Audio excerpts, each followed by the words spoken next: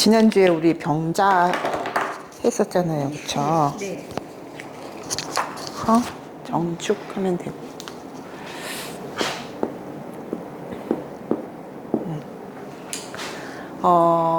자, 하나하나 보자고요. 정축, 그러면은, 십성으로는 식신이 돼요.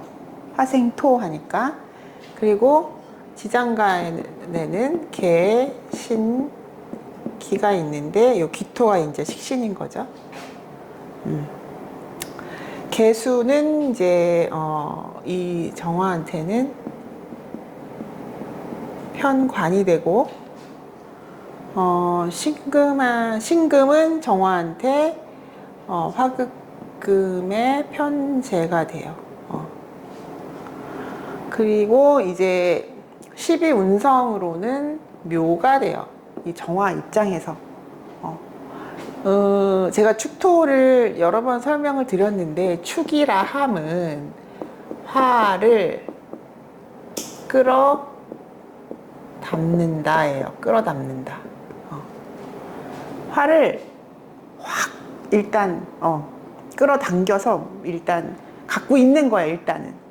그래서 그 화가 예측하지 못하는 순간에 폭발적으로 드러난다.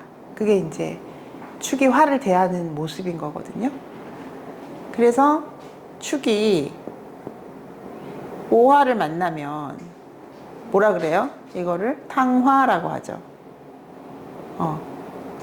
오화를 꿀꺽 삼켰다가 공룡이 불쇼를 하듯이 확 내뿜는. 근데 이게 이제 문제가 뭐냐면은 타이밍이 적절치 않을 때 그런 일이 일어날 수 있다는 게 문제거든요. 타이밍을 잘 못 맞춘다. 그래서 이게 축오가 탕화하면서 축오가 원진이죠. 그러면서 귀문이라는 얘기도 해요. 이런 말들이 붙었어요. 근데 이 말들이 왜 붙었는지 이해를 해야지, 뭐 그냥 원진이네, 뭐 원진 끝 이렇게 하시면 안 되고, 이제 그 의미를, 그러니까 어쨌든 축토는 그런 것이다. 그래서 정축 일주가 식신의 어떤 기능적인 면을 갖고는 있지만, 그게 이런 어려움들을 동반하는 거예요.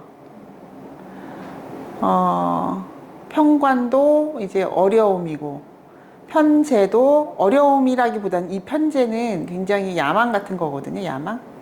숨겨진 야망이 있다는 얘기죠.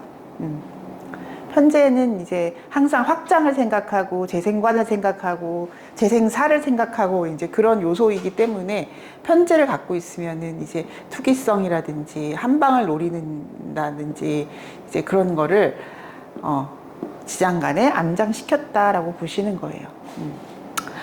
그러면은 자, 이 편재를 유심히 보자고요. 이 편재의 신금은 어디서 온 신금이냐? 사, 유, 축에서 온 이 유금이 여기 들어와 앉아 있는 거거든요. 이 개수는 뭐예요?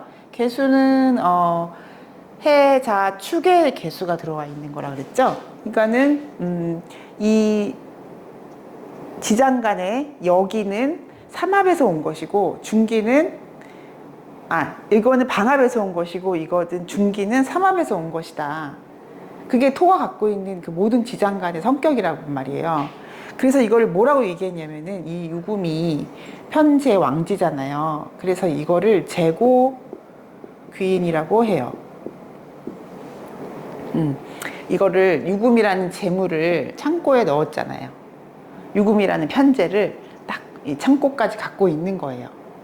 그래서 정축일주가 재고귀인이라는 말은 들어보셨을 거예요. 재고귀인을 하나 더 예를 든다면, 임술, 술, 신, 정무. 이 정화가 정제잖아요, 임수한테. 그거에 화창고를 가졌죠. 그래서 이제 이런 정축일주, 이렇게 임술일주는 재물적으로는 상당히 유리한 일주들이에요. 돈을 잘 모아서 내 소유로 할 수 있다. 또는 뭐 큰 건물을 가졌어요. 뭐 무슨 기업체를 운영하고 있어요. 라고 하는 이제 이제 그러한 사주들이 많아요. 이 일주만을 봤을 때는 이 임술일주 대표적으로 이제 이건희 전 고 이건희 회장 임술일주였고요.